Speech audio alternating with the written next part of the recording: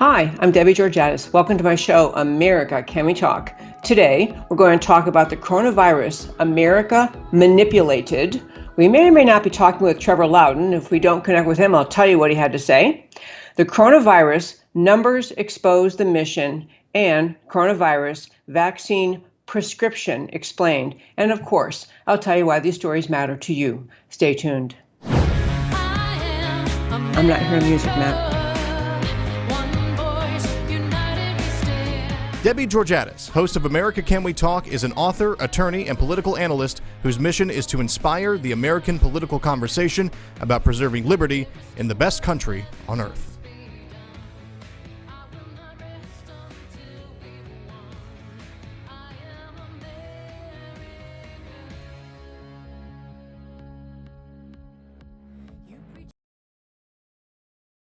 I'm Debbie Georgatos, and welcome to today's First Five. In this era of coronavirus, I want to do a very serious deep dive show today with a lot of information. As my mother used to say to us when we were growing up, if she had a lot of things to say, she'd line the kids up and she'd say, listen fast, because she wanted to go through a bunch of things. That's what I'm going to try to do today. I want to start in the first five to just make some overarching points and then play a couple of clips from you. For you. Number one, about this coronavirus and America's reaction to the coronavirus. The numbers do not justify the reaction. That's my first point. Second point, leftists in America and our opponents around the world, our enemies around the world, from China to Russia and others, are enjoying seeing America weakened. The problem flowing from the shutdown of the economy is not just economic, it's not just lost jobs and lost paychecks. It is a weakening of America that the leftists in Washington and around the country and around the world are salivating over. Number three, there is very much in evidence a vaccine globalist mission. I've dived way more into this topic, and I want to share with you the ideas about how we are, in some ways, rejecting what seems to be working, what doctors around the world and in America are saying is working, in order to push the vaccine globalist agenda, which, even if you think vaccines are the best thing since sliced bread, is still a matter of interfering with America's freedom, interfering with the freedom of individuals to pursue the kind of healthcare they want. And number four, finally, America's leaders need the citizens to lead. We are needed in America, we citizens, we activists, to step up and lead. There is a tidal wave of fear, distortion, and manipulation, and it ends up in this precious country ignoring and downplaying things like hydroxychloroquine and other possible solutions to our detriment. But let me start the first five. And those are my big points I'm going to come back to throughout the show several times. Then this first five, I wanted to share with you two clips when I say that America is being manipulated. The first is a woman. I wanted to have Matt the Wonderful, whom I deeply appreciate, doing this show from his home, as I'm doing the show from my home during this shutdown. But I want to hear you have Matt play for you a video. This was put up by CBS News. It is an individual woman, a nurse, talking about what she encountered at a hospital where she was working with respect to and trying to treat COVID-19 patients, people who contracted coronavirus and contracted COVID-19. I first will play the video and then we'll talk about it. America is not prepared and nurses are not being protected.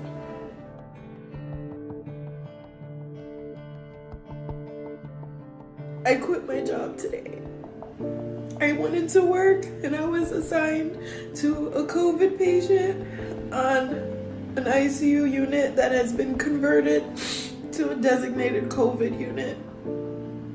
None of the nurses are wearing masks, not even surgical masks, in the hallways when they're giving report to each other. I had my own N95 mask. I told my manager, I understand we're short on supplies, but let me protect myself. Let me feel safe. I have family that I have to come home to, and the way things are looking, this isn't gonna get any better. America is not prepared, and nurses are not being protected. People, that was put out. That's a woman, obviously a real woman, who made that video, put out by CBS News. They put the music behind it, the dramatic music, and the woman sobbing. And when I tell you in this first five, America's being manipulated, you need to know that that video is a complete farce. It is not true. There is, if you, as you'll hear as we go along describing why I say it's not true, it took people checking into it about 5 minutes on social media to uncover that this is a completely false story. Number one, the woman she did go back to work. The only true part is she went into work as a nurse for 1 day. She'd previously been a nurse. She took time off. She came back after a year, came into work for one day, brought her own mask with her, the mask that she wanted to use. And the hospital has a system that they wanted the nurses to use the mask that they have. They had plenty of masks on hand, plenty of masks available for nurses and other people dealing with the COVID-19 patients. This is a woman who she had, as I say, 1 day she quit. She had previous to this posting of this hysterical video, she had posted on her own social media. She was suffering from anxiety and bipolar depression, and she was already feeling defeated, even before she went into her 1 day of work, or the day she went into work. She is now backtracking her story. She's saying, well, actually, there were plenty of masks. Everybody dealing with coronavirus patients, COVID-19 patients, had masks, but she was just upset because she wanted to use her own. And the hospital, quite understandably, I'm going to guess, said, you know what, actually, we have a system here. Everyone uses this. But understand the level of manipulation involved by the decision of CBS to decide to put this out as their tweet. What you saw was a tweet by CBS News, who professionalized this woman's farce, and to make her seem credible. And the reason I am telling you why this matters so much is because CBS News is invested in the agenda to urge people to believe that there is a crisis of the level that this nurse was complaining about, that this nurse actually went to work in a hospital and all of the nurses on the floor with the COVID-19 patients had no masks. Obviously, this plays into the left's agenda. CBS News puts this out. It takes, as I said, 5 minutes for some researcher online on Twitter to realize what the real story with this woman was, who's now backtracked. Second little clip I want to play in today's First Five is a gentleman named, and I use that term loosely, Ezekiel Emanuel. If you're recognizing his name, he is Rahm Emanuel's brother. Ezekiel Emanuel is the one who helped write Obamacare, very much a leftist. But the important thing to remember about him as you listen to what I'm about to play is he is the one who said, with respect to Obamacare, that what they came to understand about America's medical system is that there needs to be more generosity on the part of Americans, older Americans, to stop taking medication, to get to a certain age. The age he floated was 75. Once you're 75, said Ezekiel Emanuel, stop wasting resources. You should not be using up the scarce medical resources we have in this country. Just seek palliative care, pain-killing care, and beside that, stop using resources, vowing he himself was going to do that because this is how he sees the medical system. This is a cold-blooded, evil guy. But I want you to now hear what he had to say in response in an interview. And he's a doctor, by the way, in an interview related to the coronavirus epidemic we're experiencing right now. Here you have Ezekiel Emanuel. COVID-19 virus. It threatens all of us. But while we are all experiencing the same pandemic, we are not experiencing it in the same way. The first dividing line is whether you or someone you love has gotten sick. Many Americans have not yet seen firsthand what devastation a positive test can inflict. Another dividing line is whether you have a job that lets you stay at home, working as you juggle childcare and video chats. 60 million Americans are still out there, not sheltering in place, and instead tirelessly working to keep everything going for the rest of us. You keep the electricity flowing and the internet running, food and groceries moving. You are putting your own health on the line to ensure the rest of us are living as normally as possible. And then there are the tens of millions of Americans who have lost jobs and businesses, or who fear that they're just about to. Your anxiety about the virus is coupled with worry over having a paycheck, covering the mortgage, keeping the lights on, and buying food. Realistically, COVID-19 will be here for the next 18 months or more. We will not be able to return to normalcy until we find a vaccine or effective medications. I know that's dreadful news to hear. How are people supposed to find work if this goes on in some form for a year and a half? Is all that economic pain worth trying to stop COVID-19? The truth is, we have no choice. If we prematurely end that physical distancing and the other measures, keeping it at bay, deaths could skyrocket into the hundreds of thousands, if not a million. We cannot return to normal until there's a vaccine. Conferences, concerts, sporting events, religious services, dinner in a restaurant, none of that will resume until we find a vaccine, a treatment, or a cure. One thing I've learned as a cancer doctor is that it's wrong to paint an overly rosy picture in order to maintain a patient's hope. It's wrong because it fails. It's false.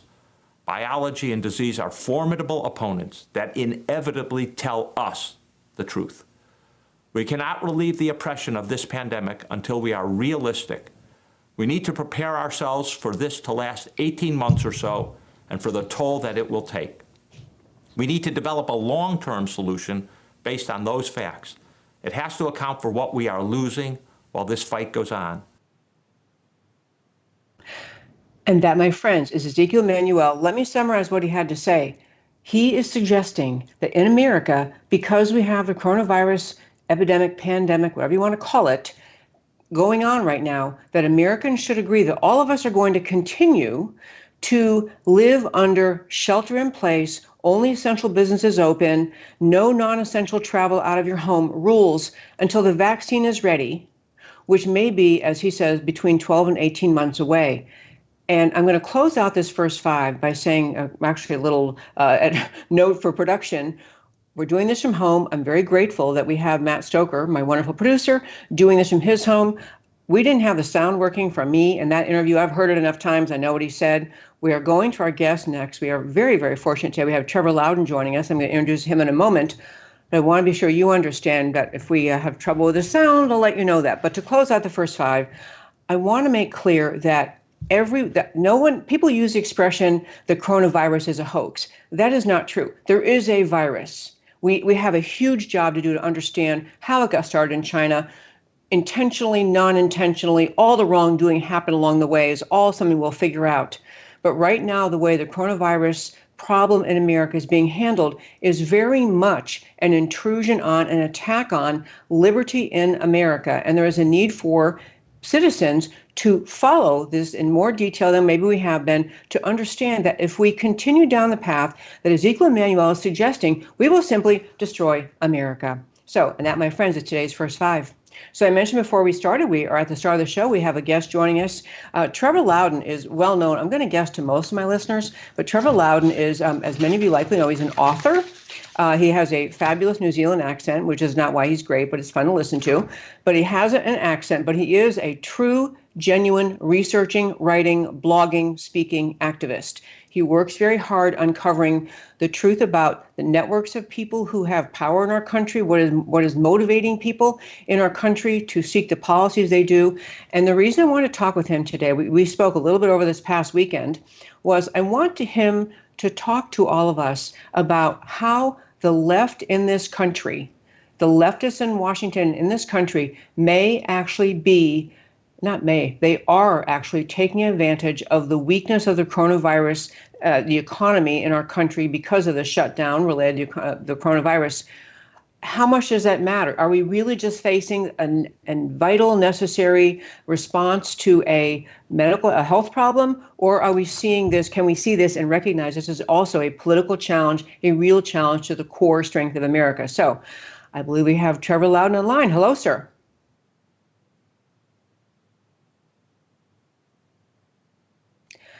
Hi, Trevor. You know what? I don't have sound from you. I actually feel like I might just ask you to go ahead and answer my questions anyway, because I already know what you're thinking. I'm so sorry. We are not able to have Matt. I'm sure he's trying to fix the sound, but let me just go ahead with this. You, over the weekend when we spoke, you were talking about how there are leftists in Washington who are trying very hard, or who may be able to use and manipulate the weakened America to their leftist political advantage. Can you talk about that?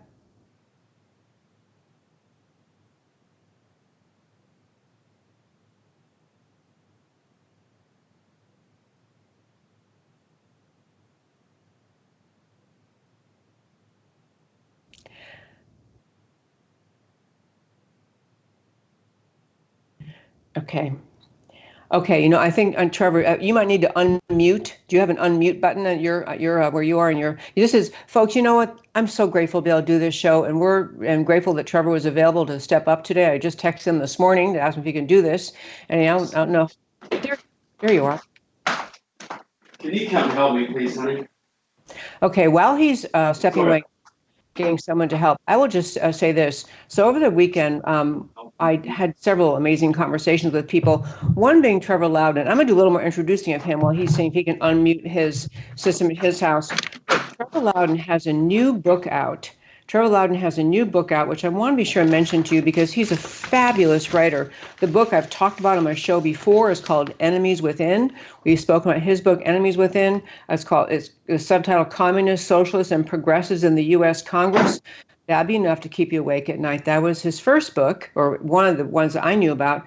But his newest book is called White House Reds, Communist, Socialist, and Security Risks Running for U.S. President 2020. He literally went through the presidential list of candidates on the Democrat side to talk about their left-leaning ideology, thinking, plans, and all of that. So I'll see if we got ourselves working now.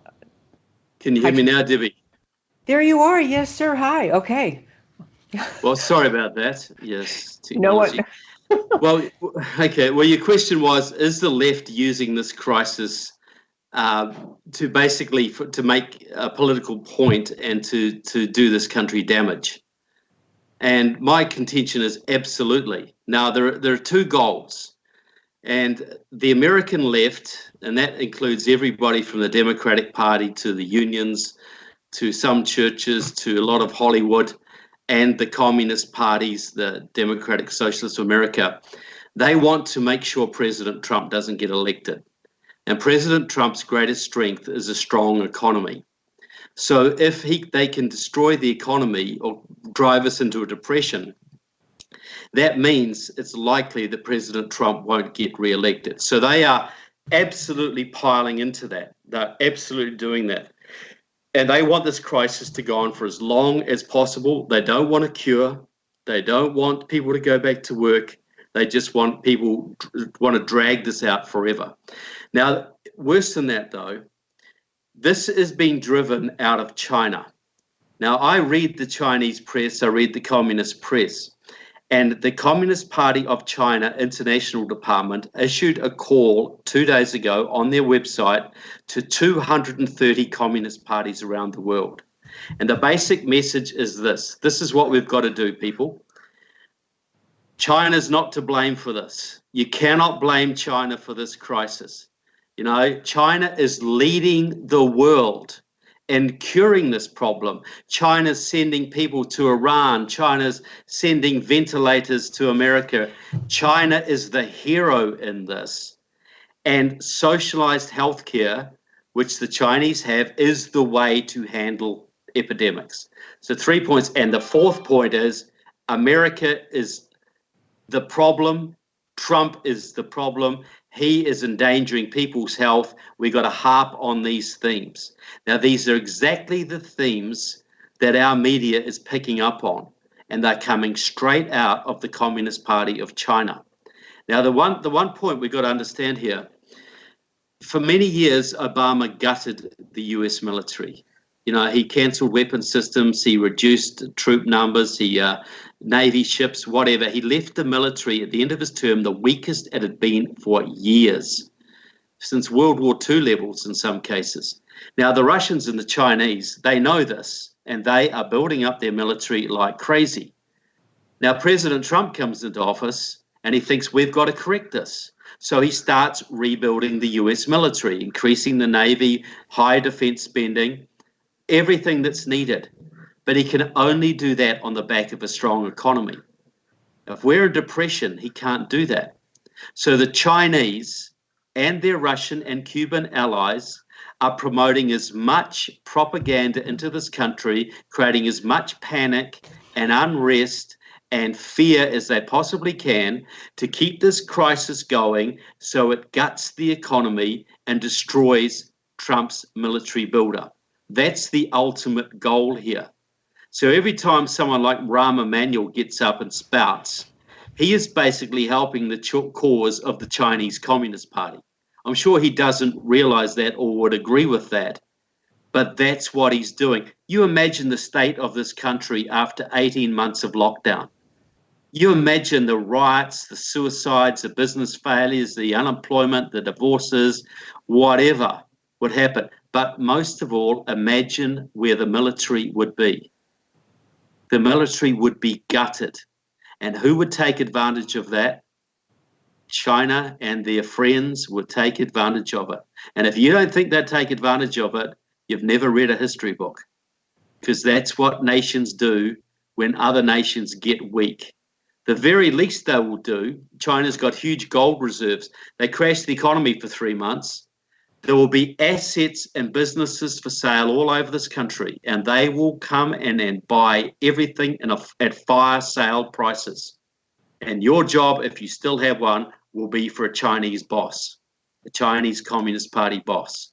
And they will carry that right through to its military conclusion if they need to.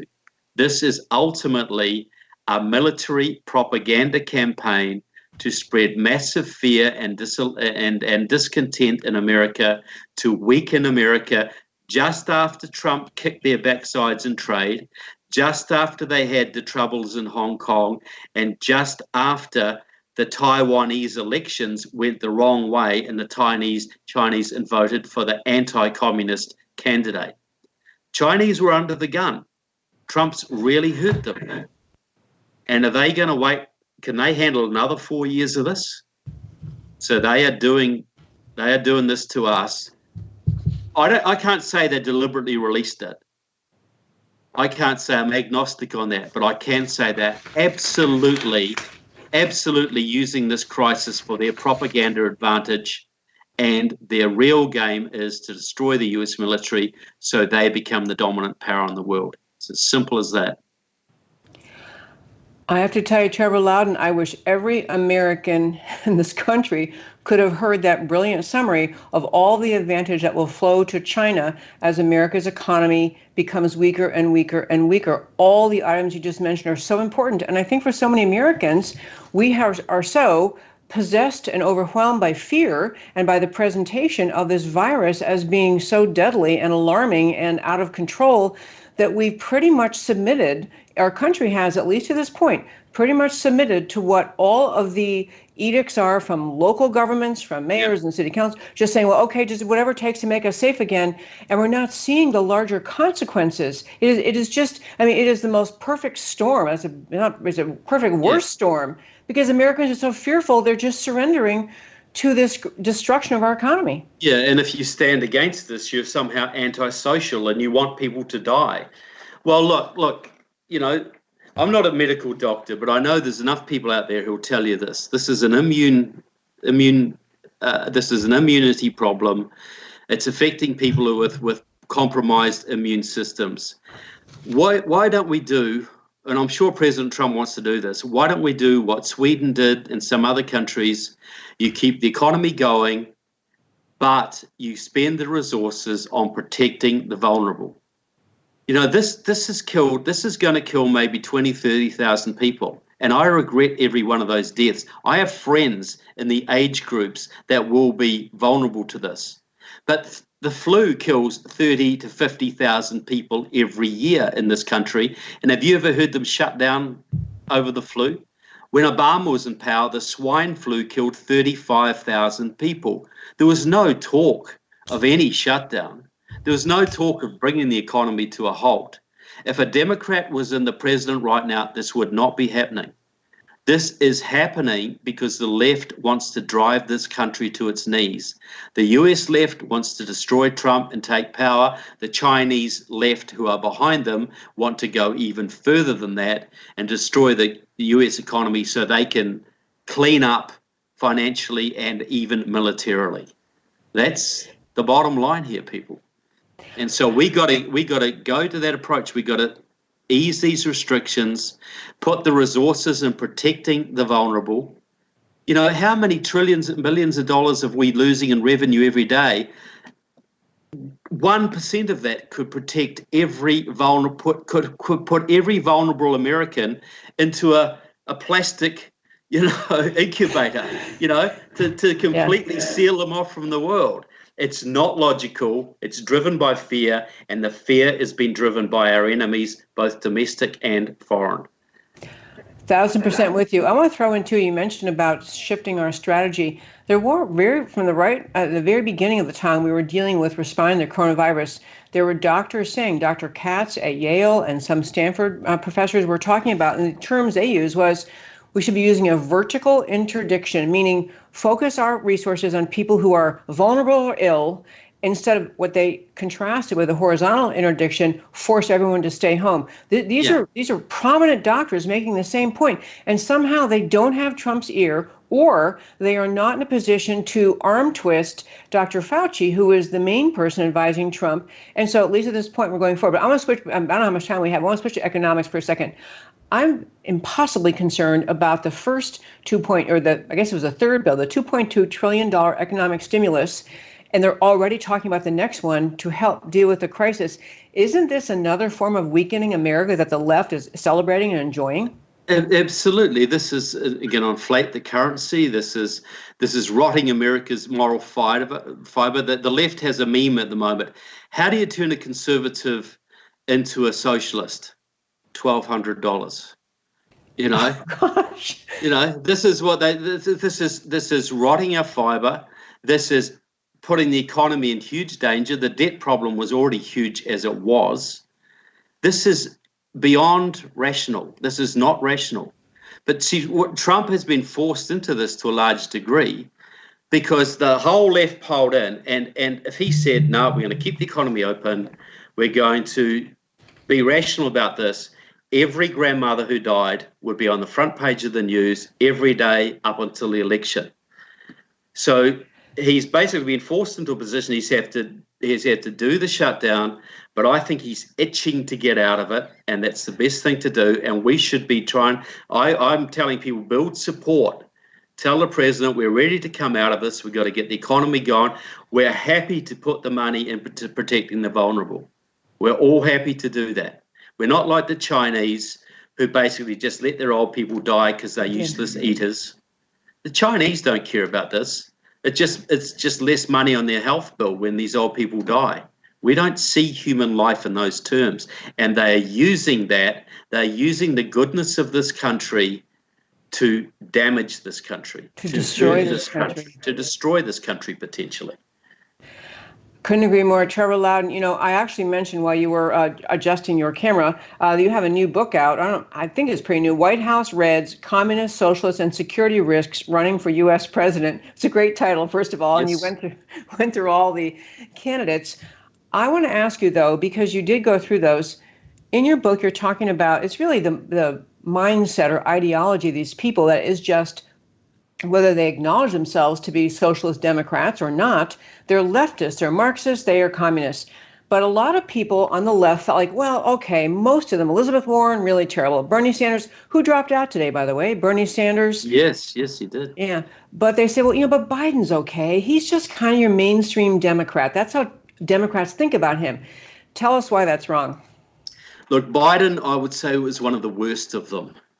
Now, Biden was the protege of a group called the Council for a Livable World, set up by a known Soviet agent in the early 60s, with the objective of electing left-wing senators in small states where you could do it with not much money, and they would then be used to gut the US military. This was a Soviet front.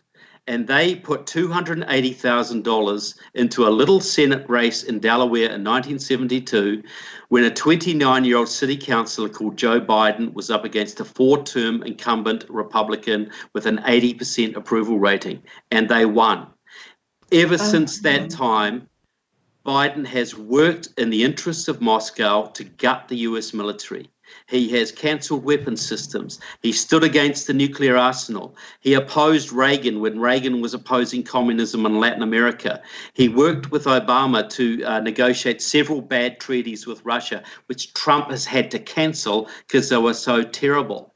In my book, my movie, got another movie, Enemies Within. I've got a clip of Joe Biden at the 50th anniversary of this group. The council's been with me all the way. They were there guiding me when I was on chaired the Senate Foreign Relations Committee. They helped me and Obama negotiate these treaties. He is a complete puppet of a Soviet Moscow front organization, which has done more damage to the US military than anybody could possibly imagine, to the benefit of Moscow and China. He's been a great friend to the mullahs in Iran. He is one of the most dangerous guys on foreign policy you could possibly imagine, and he is the moderate. You know, Buttigieg is a Marxist, Warren is a Marxist, Amy Klobuchar is a Marxist, but Joe Biden is the most dangerous of them all because he is a puppet for enemies of this country. Please say the name of the group again, the name of the group that got behind him, the council. Council for a Livable World. Look it up. They have a great big website. They've financed over 200 US senators, including Obama, including Bernie Sanders, and including Elizabeth Warren. All of them are puppets for that group, and that group is a puppet for Moscow. Council for a Livable World.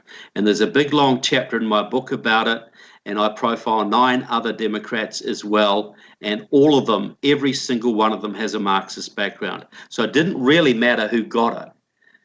You know, Donald Trump Jr. said on Fox and Friends recently, he said, the 2020 election will be communism versus freedom.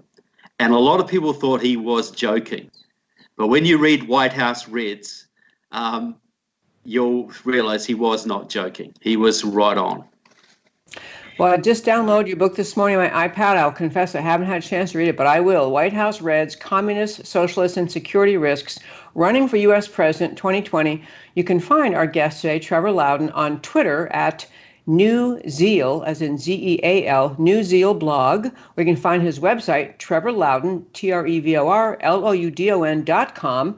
Great website, full of information. You are just well, you're not, I guess you're not American by birth, but you're an American treasure because of all your just tenacious research and connecting of dots and laying out the connections between people who seem like, I mean, Joe Biden seems like garden variety Democrat American. Yeah. And I think just what you just laid out, unknown to most American voters. So look, there's a real history behind these people, and it's just not out there because the media covers for these people, the left-wing media. They certainly do. And all the points you raised today, I want to kind of summarize again. We were talking about earlier.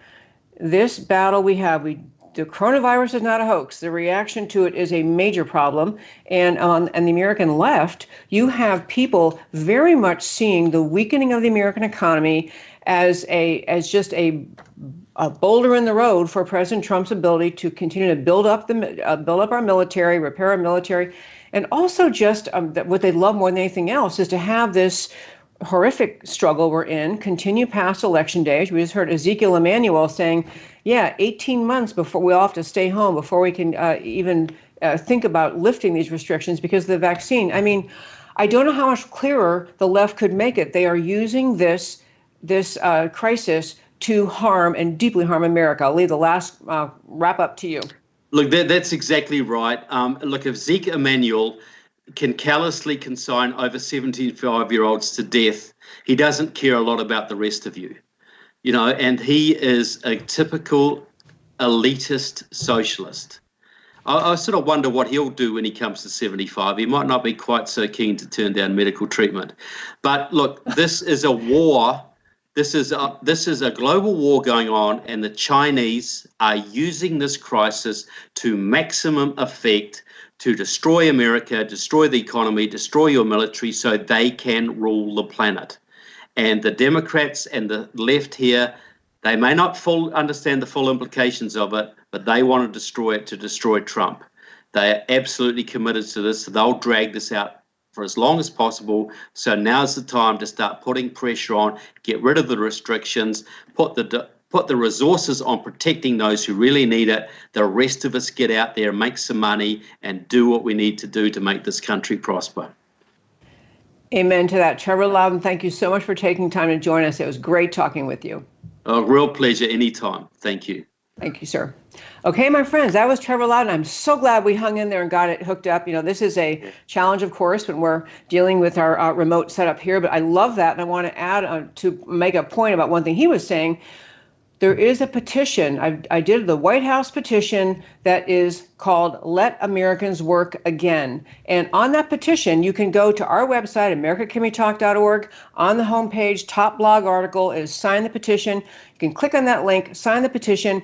It is entirely intended to support President Trump. I know from people I know he sees what the left is doing. He does understand what they're doing. He does understand they're using this crisis to undermine America. This is a go President Trump, bring the economy back, let people go back to work petition. I urge you to sign it and share it with your 1,000 best friends. Okay, and that will be the end. Thank you again, Trevor Loudon, so very much.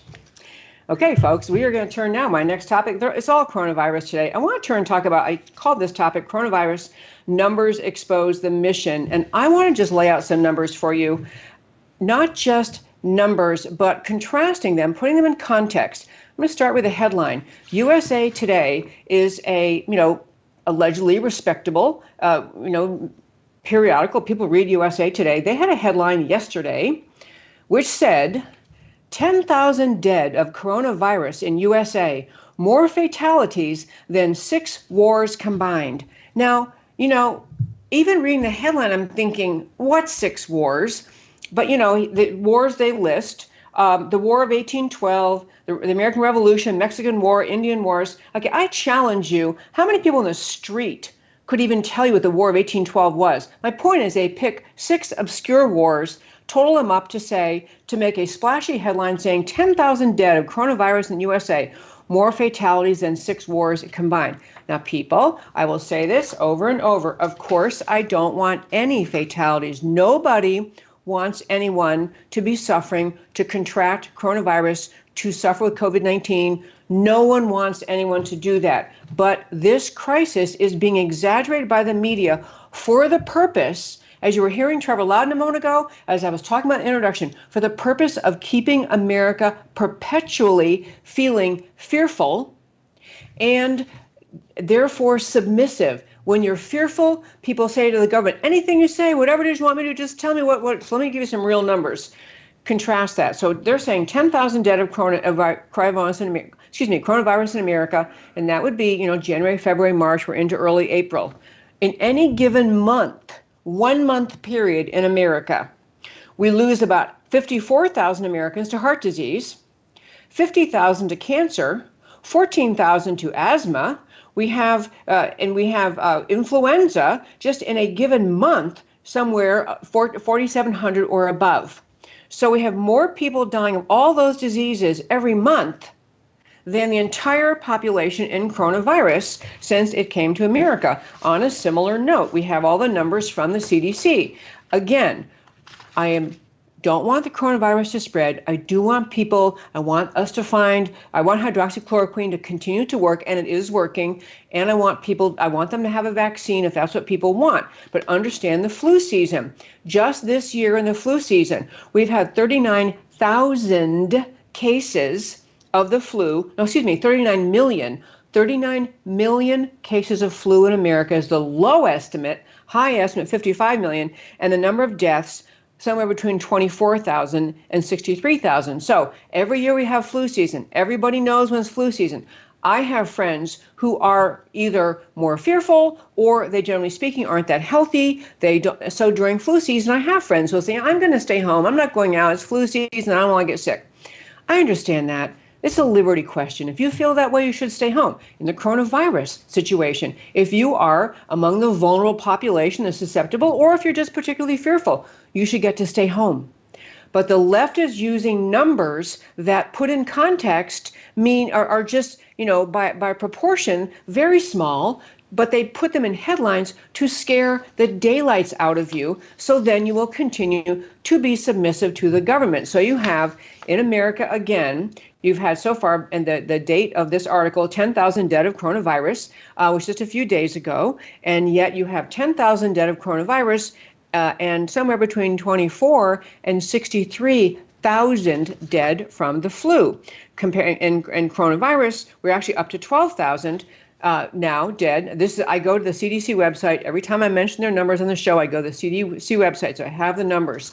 Point is, far more flu cases, far more death, far more contraction of flu cases. But we don't in this country shut down everything in this country. But the coronavirus is too great an opportunity as far as left-wingers are concerned in order to stifle and simply crush the American economy. You never see, in the context of data like that, 10,000 people dead. Well, how many people in the world have recovered?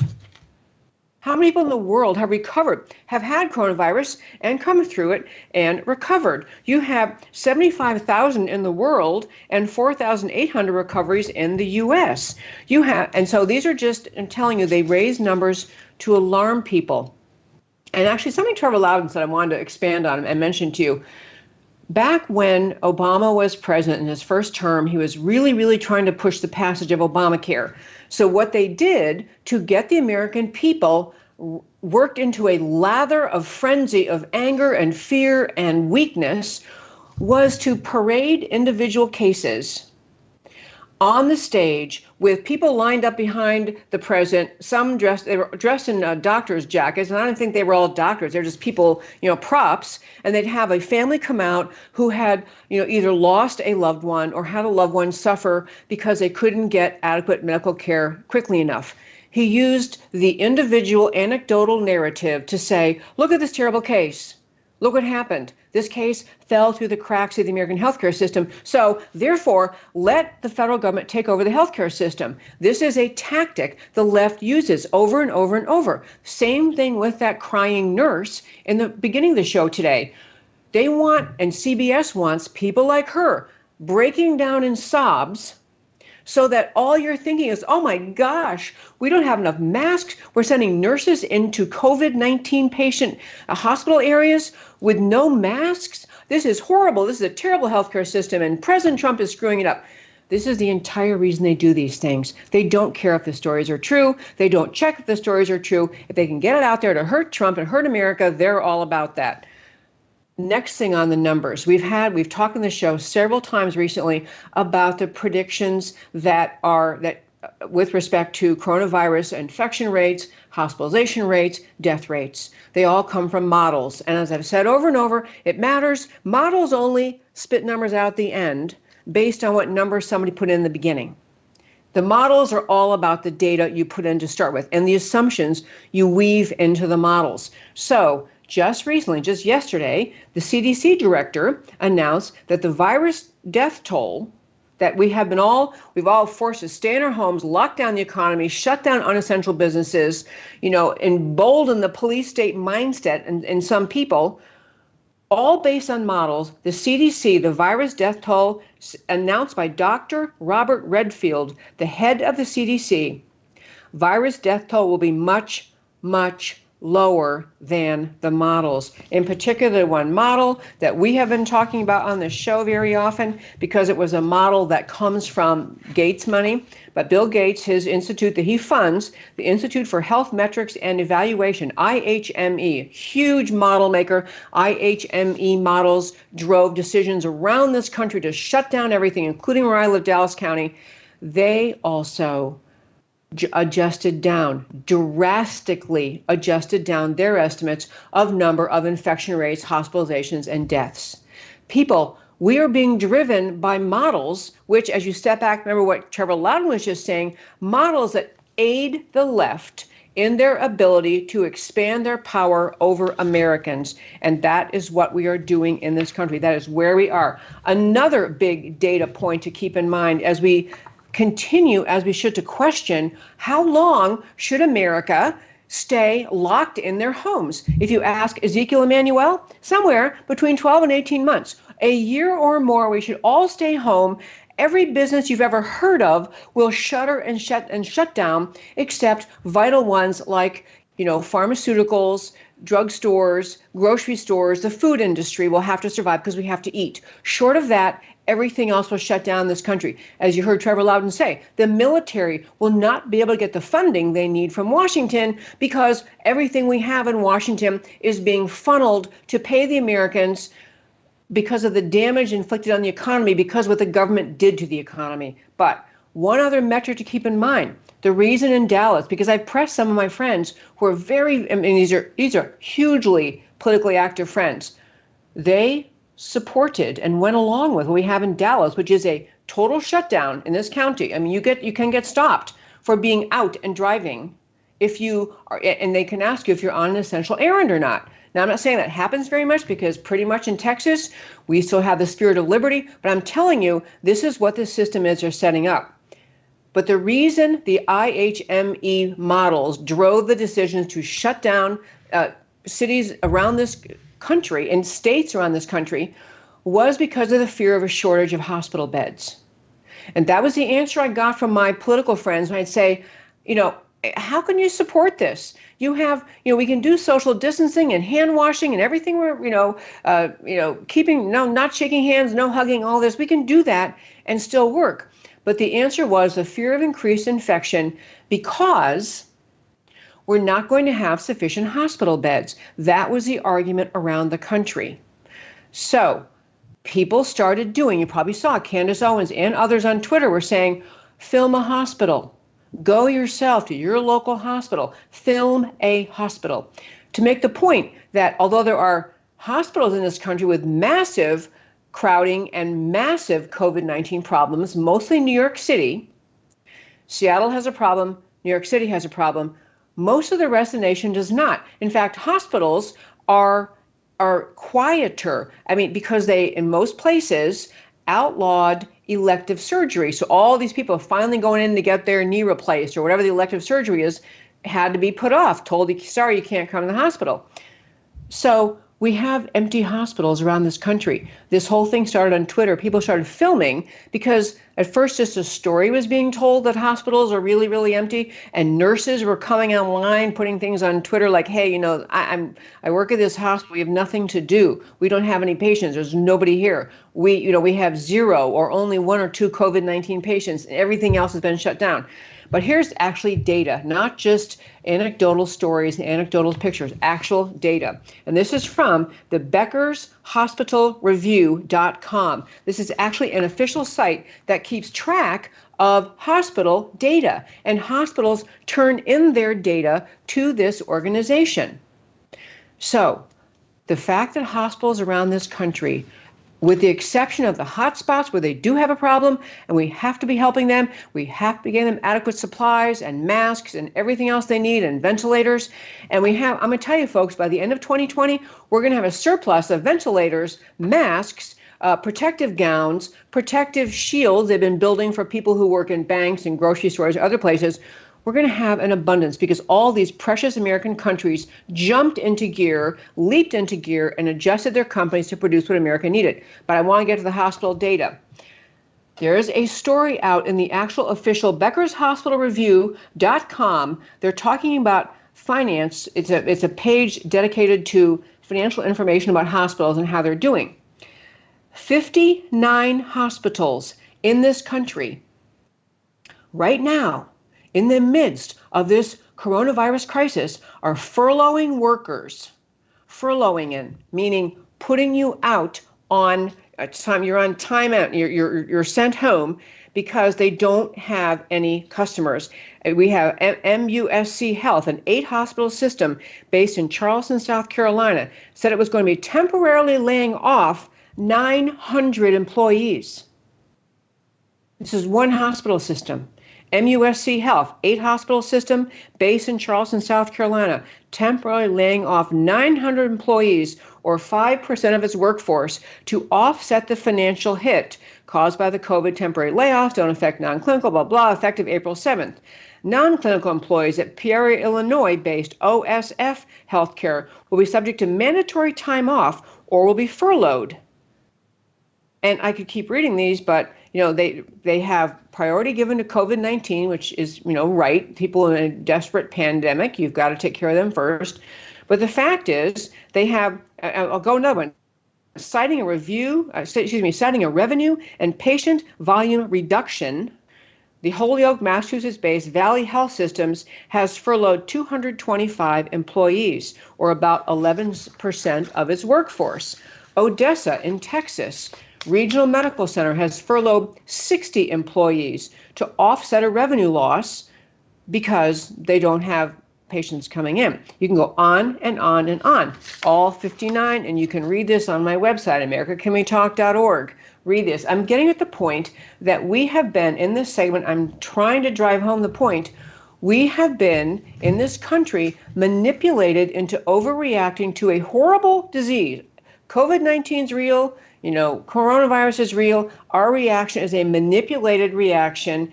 And the numbers begin to expose that for us. The numbers begin to expose that we don't have the hospitalization shortage predicted. We don't have the caseload that we were supposed to have. We don't have the hospitalization rate we're supposed to have. We don't have the death rate we're supposed to have. We have a media dedicated and determined to keeping America in a state of frenzy, panic, and fear. And therefore, just ready to accept whatever the government edict is. And in the middle of all that, our economy has been shut down, is in ruins. Our economy itself is in ruins. We have no legal right at this time for business owners to reopen. So I'm getting at these points at the start of the show. I still have one more second, but the point from the start of the show, this problem is real. The virus is real. The reaction is a malicious manipulation. It's a problem in America. The numbers don't justify the reaction. Leftists in America and enemies of America like China are loving seeing America weakened. And I can't urge you strongly enough, if you missed the interview from Trevor Loudon, listen to the points he was making. America weakened is destroying the entire Trump mission to build up America again and build up our military and build up our strength. It's being used by the left to try to destroy President Trump so he doesn't get a second term. Vaccine globalist mission is my last topic I'm going to turn to. And I've touched on this a few other times in the show this week, but I feel like I've got to hit it again just to make clear a few points about the people involved in setting this policy. Number one, in this policy we are all looking at, coming out of Washington, it's largely being driven by Dr. Fauci, who is with NIH. He's been there since 40 plus years he's been there. He is not only an institution in Washington, he is very much the leader of, a signaler of the policies that the medical community around the country. He's in the cabal of leaders. He sets the tone, he sets the standard, he tells people what will be and what is true. For some of our listeners, I want to mention to you, because on this whole subject of the globalist mission, I've had emails and notes from people on Facebook and notes from listeners on YouTube and email. Anyone can email me at americacanwetalk@gmail.com. People saying you've got to get this Dr. Shiva on your show, Shiva, Dr. Shiva on your show. His actual full name is Shiva Ayudhya. I want to tell you that I did have a long conversation with him over the weekend, long conversation directly. I am going to work toward having him on the show. I think the topic is so big about how we handle immunizations, how we handle viruses, that we need to be orderly and segmented in how we approach it. But I agree, he has a lot of value to add. One point he's very clear about is that Dr. Fauci is of the school of thought that essentially we have this virus, coronavirus, and the only method possible to handle it, in the view of people like Fauci and Dr. Birx, Dr. Deborah Birx, Birx, who is also advising President Trump, is to pursue the development of a vaccine. As what they see is the only reasonable way to handle this. They see this as the panacea, the utopia, the way you solve this problem. So you have them advising President Trump very much every chance they get, even though recently Dr. Fauci kind of hedged a little bit and said maybe hydroxychloroquine is kind of okay. He's still in the camp. The real answer is to get to a vaccine. And I'm wanting to raise with you the idea that, first of all, as the number of doctors in this country grows, the number grows of doctors who are saying in public, in the media, to the media, we have found hydroxychloroquine or some other combination of hydroxychloroquine and other things it's combined with, we have found that to be highly effective in bringing about the recovery of coronavirus patients, of COVID-19 patients. it's really important to understand when you have those voices and yet they are pretty much repressed from the federal level. You have Fauci pushing for the vaccine. You have Ezekiel Emanuel, the clip from the beginning of the show, pushing the idea that the answer, the solution is, of course, only to get us around to having a vaccine. And then when everyone's been vaccinated, then we can all go about our business. Of course, by then the Trump presidency is ruined, America First is ruined, the economy is ruined, but hey, they'll have their vaccine. I want to hit some other points about Dr. Shiva, who is doing a great job making the point in media over and over and over that it's not just that Dr. Shiva is saying that Fauci is, driven to support the vaccine method, but he's also pointing out that the entire medical understanding of the immune system, which he is an expert talking about. Dr. Shiva is saying this is, what the way that the Fauci and Birx kind of doctors are approaching this is very old-fashioned, old-school medical thought. There's far more advanced medical thought today about the immune system and how to protect us than what is being pushed by Fauci and Birx. So that's one point to make, is that there's a challenge even to the idea that the only way to get on top of the coronavirus is to let the vaccine be developed. So there is a true medical question. The call, I was on a call where people were, doctors were on debating back and forth about whether or not hydroxychloroquine should be used when you're asymptomatic, but you're in the category, should it use preventative, should it be used in treatment? It's just a big discussion about how it's used. I'm not a doctor, a medical person really, but I do know that doctors care and want to use this, and it's troublesome to have Dr. Fauci and Dr. Birx so demeaning about the use of hydroxychloroquine. Next thing I want to say about the use of this whole issue related to vaccines. We mentioned the other day, I think a couple days ago, about the idea that Bill Gates is a huge advocate of essentially the idea that vaccines are a fundamental key to getting to lifting the entire world out of poverty. He is very supportive of the World Health Organization, UN Agenda 2030, which is allegedly going to free everyone in the world from poverty, hunger, homelessness, all the problems that befall mankind, poverty and sickness and everything else. A huge element in getting to that utopian view of the world is to vaccinate everybody. So Bill Gates is just determined to be a force demanding vaccines.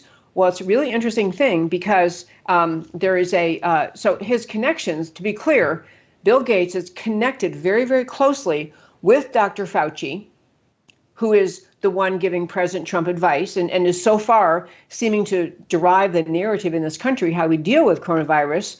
And Bill Gates is also closely connected with Dr. Birx. So they have combined interests. They have interest in pushing the vaccine as the solution to this entire problem. So, in some ways, President Trump is really in a battle, not just to help America get through the coronavirus, but he's in a battle with, wanting America to be healthy, but recognizing the only solution that's okay with Bill Gates is to push vaccines, and that Mr. Vaccine Bill Gates and Fauci and Birx are all very, very connected.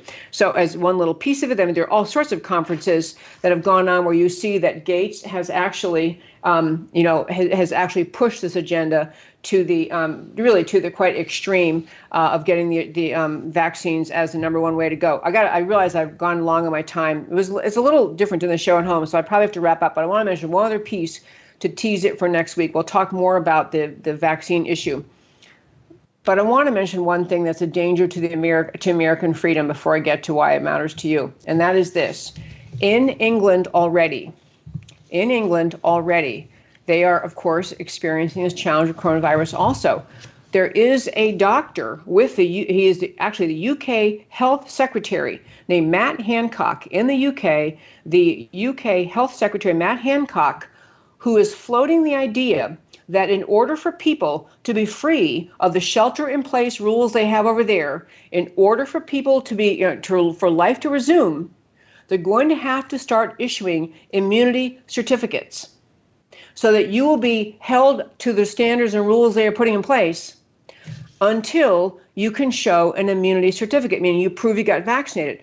Well, I want to ask you just how far away you think America is from that. You might think that's crazy. We don't do things like that in this country. We have freedom. We wouldn't have somebody who would push that. I'm telling you, folks, the idea that someone like Fauci wanting to continue to push which he is financially invested in, he is connected at the hip to Bill Gates and involved in all sorts of organizations working to develop vaccines to coronavirus, which may then become mandatory or quasi-mandatory.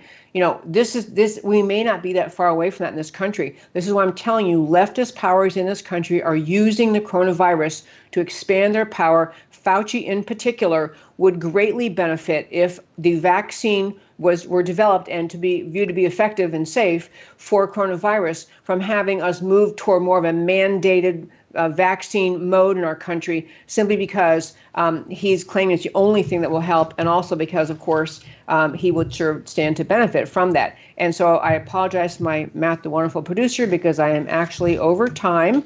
This is we're just kind of rocking, doing the best we can. But I want to turn and talk to you about why the stories we talked about today matter to you. So we started in our very first topic for the day, coronavirus, America manipulated. CBS airs The Crying Nurse, a false portrayal by a mentally disturbed individual, but one that stokes fear and panic. Ezekiel Emanuel, architect of Obamacare, an advocate for socialized medicine, an advocate for you ought to just give up and die when you're 75. In a public interview, says shutdown should extend for 12 to 18 months. This is an anti-American agenda, period, full stop. USA Today goes with headline proclaiming 10,000 deaths, more battlefield fatalities in 6 wars combined, shameless cherry picking of war data for hysteria mongering. America's enemies are loving all of this. That should signal the need to change course. And as to the next topic we had today, coronavirus numbers expose the mission. Bill Bennett, and you got to read this article. It's on our website. It's by Bill Bennett. I was having some numbers from there. Cites hard data, a 98% recovery rate. I forgot to even say that. The recovery rate for coronavirus in this world is 98%. 98%. And yet our economy is shut down and in ruins. Bill Bennett cites hard data, 98% recovery rate for COVID-19 patients, dispatches from hospitals. 59 are furloughing employees because bans on elective surgeries have left them empty, which means they're not occupied by COVID-19 patients. COVID-19 deaths as of yesterday, less than 13,000, with acknowledged grotesque over-reporting, because CDC says if the COVID played any role at all in the person's death, choose COVID as the cause of death. CDC estimated regular flu deaths this year somewhere between 24 and 63,000. Is a common sense question still allowed? Why is the nationwide shutdown necessary? And finally, coronavirus vaccine prescription explained. Fauci, Birx, and Bill Gates are involved professionally and financially in the mantra of vaccines are the only solution. Maybe they're right, but maybe they're wrong. Shouldn't Americans be aware of their interests? They have a bias toward vaccine. It leads to social distancing rather than exposure and building immunity. It leads to wait it out as vaccines are developed, rather than the vertical, siloed treatment that they should have, necessarily discounts and disputes other remedies, especially hydroxychloroquine. Not every medical expert, not even close to every medical expert, shares the bias in favor of vaccines. Dr. Shiva is all over the internet protesting Fauci and Birx and Gates. President Trump and all of America deserve a second opinion. And that, my friends, is America Can We Talk for today. Thank you for listening. America Can We Talk, Monday through Thursday, 3 p.m. Central Time. Love talking with you every day. Encourage you to do all the things on social media. You know what they are. Follow, share, tweet. I love talking about America. I love the opportunity to share with you my just great appreciation for the unique greatness of America. Thank you for listening to America Can We Talk, where I always talk truth about America, because America matters. And I'll talk to you next time. Like a crashing wave. Can you hear us now? America, Can We Talk? Truth about America. Can you